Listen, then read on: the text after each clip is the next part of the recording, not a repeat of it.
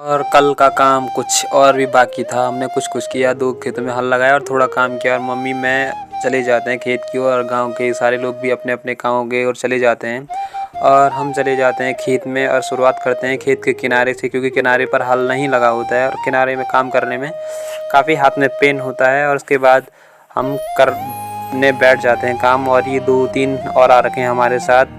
तो जो भी कबाड़ होता है बीज का, उसे छानकर एक जगह पर इकट्ठा करना होता है और उसके बाद यहाँ तक तो हमने पूरा कर दिया और उसके बाद चले जाते हैं दूसरे खेत में। दूसरे खेत में भी 1-आधा घंटा लगता है कम से कम, और सभी कबाड़ को नीचे रखकर हाथों में छाले भी पड़ गई और मम्मी अभी काम ही कर रही थी। और इसके बाद हमें काटना था पेड़ गायों के लिए, चारा के लिए। उसके बाद इस लड़की को भेज देते हैं पेड़ पर माँ उससे पहले उसे कुछ टिप्स देती है कि बेटा गिरना मत, आराम से काटना, अगर है बस की तेरी तभी जाना।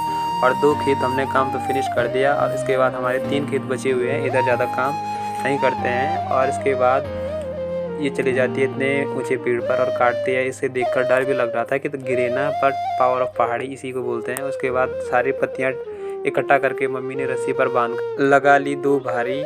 और इसके बाद मैं भी पकड़ लेता हूँ अपने बैलों के लिए चारा और चले जाता हूँ घर की ओर। और घर में जाते ही हाथ मुँह धो लेते हैं क्योंकि मिट्टी जो लगी है। उसके बाद हम चले जाते हैं खाना खाने। और आज के लिए इतना ही, आगे के लिए हमें फॉलो करें। राधे राधे।